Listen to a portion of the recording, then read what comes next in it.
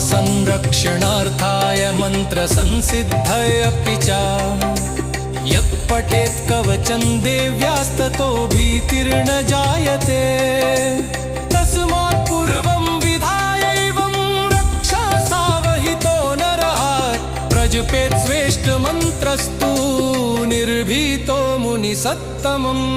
नारद उवाच कवचं कीदृशं देव्या महाभयनिवर्तकम् कामाख्यायास्तु तद्ब्रूहि साम्प्रतं मे महेश्वर। श्रीमहादेव उवाच शृणुष्व परमं गुह्यं महाभयनिवर्तकम् कामाख्याया सुरश्रेष्ठ कवचं सर्वमङ्गलम् यस्य स्मरणमात्रेण योगिनी डाकिनी गणाः राक्षस्यो विघ्नान्